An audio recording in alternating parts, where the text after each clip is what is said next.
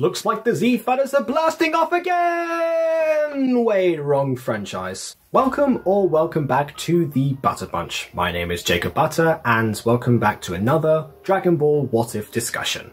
This idea stems out of two simple changes that combine to make quite the complex outcome. That outcome is quite simply, what if Raditz and Nappa turned good?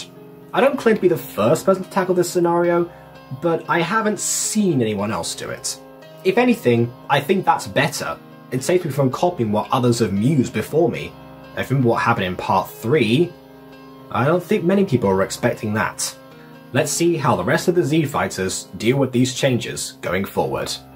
But before that, let's read the comments. So these are all from the last video. I'm just going to read the ones that contribute to the discussion, not every comment that's on there. Mike Logan says, your story are getting better and better. Considering there are much more survivors in here, they might need to use both Nappa's and Goku's pod with Kami's older pods together to build a larger ship. And they might need multiple gravity rooms since their power level difference are too much. And I wonder why Goku didn't turn to SSJ when he saw Krillin's dead body. Maybe Raditz could use Kaioken in his grade 8 form. Okay, so a few things in there because there are a lot of ideas. And I'll just address the one that you referenced right at the end. Goku didn't turn Super Saiyan there because I don't think he has sufficient power in order to do that yet. My reasoning for that is, again, like the whole thing that Toriyama came out with recently about S-cells. I imagine that S-cells will increase to at least once a Saiyan's power reaches a certain amount, which is why, you know, the typical rage-induced Saiyans don't constantly transform Super Saiyan, and Goku was the first one in however many years it was. So I just simply don't think that Goku is at that stage yet. Plus, he already saw Krillin's dead body once, and he didn't turn Super Saiyan there. I know that Toriyama hadn't thought of the idea back then, but even so, it didn't happen. It's canon. Okay, as for transforming this Kami's old pod and Goku's pod and such into one big ship, yeah, I know that Dr. Briefs is a very smart scientist, but I don't think he really have the time in order to do that properly before they head out to Namek. I know that the group are in no rush, but I just don't see that really happening, to be honest.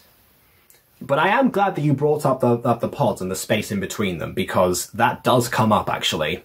And also, just thanks in general, I'm glad you're enjoying the stories. Hazy Brush wrote me an entire essay, basically, from the last one. 1, that was great. Thank you. 2, so instead of it being Mr. Popo telling them it might be Kami instead since he's alive. Sorry, the punctuation is non-existent here, so I'm trying to read how it's supposed to be. Instead of being Mr. Popo telling them, it might be Kami, instead, since he is alive.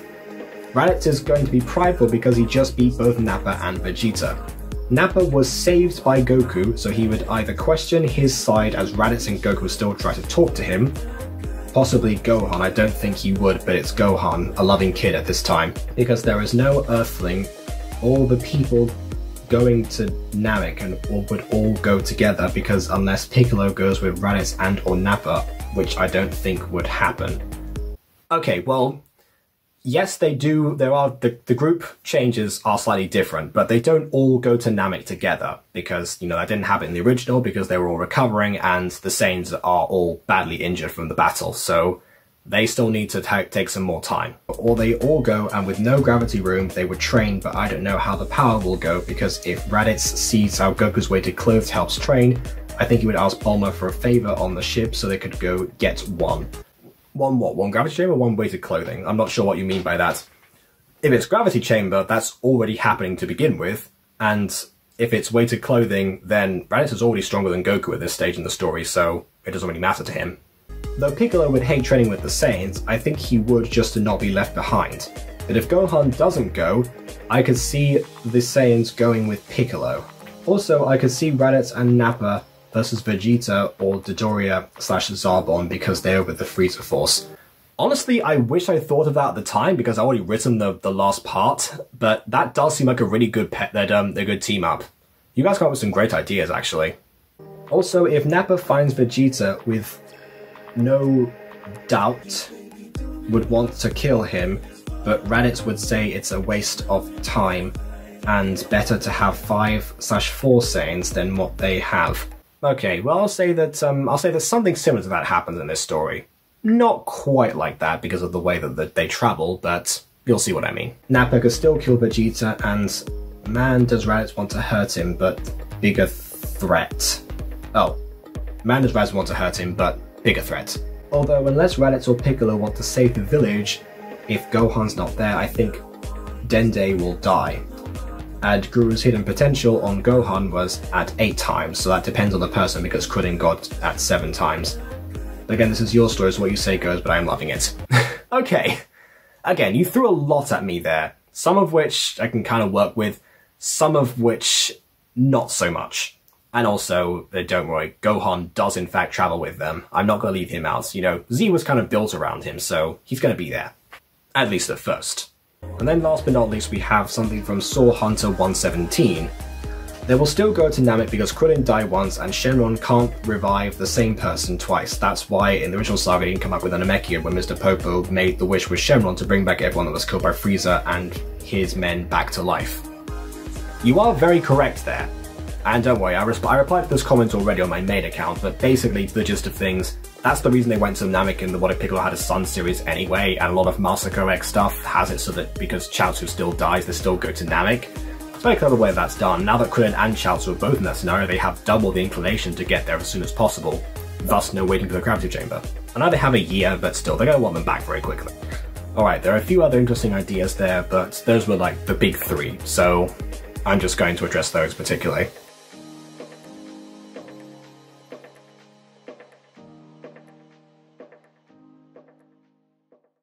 Alright, on to the script. In this scenario, all 3 Saiyans were taken to the same hospital room and visited regularly by the Earthlings. Chi-Chi in particular was a little cold towards Raditz since she was still unsure about her brother-in-law, but she had allowed Gohan to train with him after his studies after all. And in this reality we've had 2 extra weeks of peacetime than in the original. Not that she knew this, but she could feel it was better to have him around after some time. Nappa, however, was a different story. He was conveniently placed in a corner and left mostly alone. Even Gohan wouldn't give him the time of day, sorry to whoever commented on the last video. Which makes sense considering he just almost killed him and caught Krillin in the crossfire. Yeah, I told you guys the last part was somewhat unique. Yamcha and Piccolo had survived the ordeal, and the Forum was there discussing using the Dragon Balls to bring back the fallen fighters. Which they can do because the Earth ones are still active. They won't even use to bring anyone back this time since Raditz and Goku are yet to die in this scenario. But of course, as was commented, Krillin and Chaozu can't be brought back a second time. So Kami himself, also as commented, takes Bulma to Yamtabit Heights to learn about his ship and Namek. So the preparations still go ahead, and Bulma is soon on her way into space with Gohan and 2 new occupants. The first, obviously, is Yamcha. The second... going somewhere. The 3 of them turn around to see a familiar Namekian behind them. But Piccolo, what are you doing here? Oh, Yamcha said the password. The ship takes off and there's no turning back. I heard what Kami said to you. I can access his mind too. If you guys are heading off on a mission for the Dragon Balls, I'm coming as well. What? Why? I have my reasons. I've seen how quickly you all got stronger by training together. If I'm gonna rid the Earth of those Saiyans and avenge my father, I might as well try my luck with you 2. Gohan doesn't take kindly to the Saiyan remark and he charges at Piccolo enraged. Piccolo is able to dodge him and use his opponent's anger to his detriment. The classic martial arts way. Oh, guess we're starting. My bad. Bulma then intervenes and says that if they're going to duke it out, they couldn't do it in the cabin. Yamcha then notes that they'd end up destroying the ship if they went too wild. So, akin to the original, they begin to image train, which the master of meditation, Piccolo, has 0 complaints about. Everything goes somewhat smoothly until the ship enters the mirror field. Yes, I know the last time I said I wasn't going to do fake Namek again, but honestly, I think it can be useful. Let's just see how this goes. The crew enter the space station and go through the traps just as before. When the children begin to blast the intruders, Piccolo actively mocks them for their weak weaponry. But something happens when Piccolo registers their fearful faces. By which I mean, almost nothing at all. Shouldn't he be enjoying the looks of others cowering at his might? Is this not what he wanted? For that matter, why was he even there? What did he care if the others went into space? He could have finished the job and become the strongest fighter on Earth. The Earth that he had helped defend from an invader. Granted, Vegeta was a rival, but blowing up the Power Ball and saving the planet had felt good.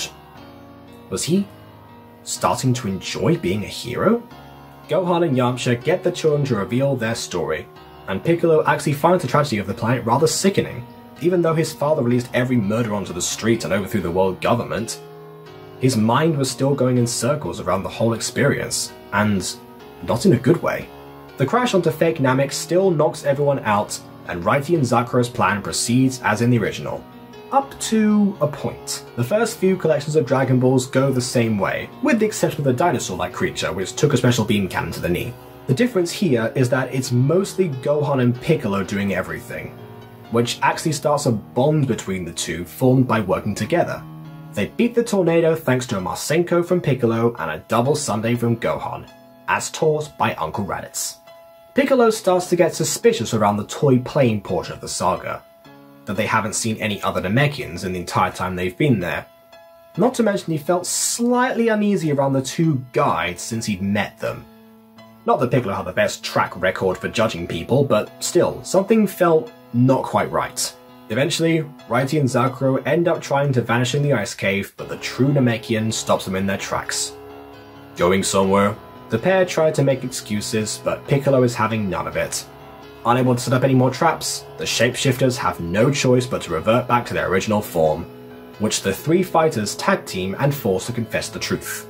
Triumphant, the group escape fake Namek through the stellar winds and are right back on course.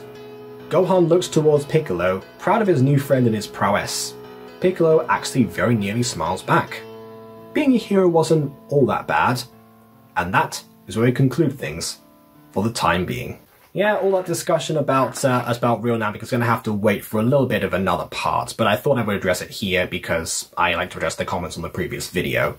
I don't know if I'm going to keep doing fake Namek. I'll see what you guys think, basically. If you don't like me doing fake Namek in these parts, then please let me know, actually just dislike the video, that's fine. I do think it serves a purpose if you want to do different character arcs, like Gushang Honu's Instincts in the What If Piccolo Had a Son series, or Gohan and Piccolo in this series, developing some sort of bond because they don't really have one in this scenario yet. So that's why I included it. But again, let me know what you guys think. Will Piccolo be just as useful on the real Namek as he was on the fake one? We shall have to wait and see. I just realised we barely saw any Raditz or Nappa in this episode.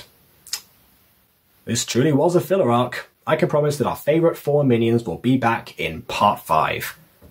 But before any of that, let me know your thoughts by means of liking or disliking and leaving your comments on where the discussion could go. I'll see you all soon enough for another Butter Bunch video. Toodle pip.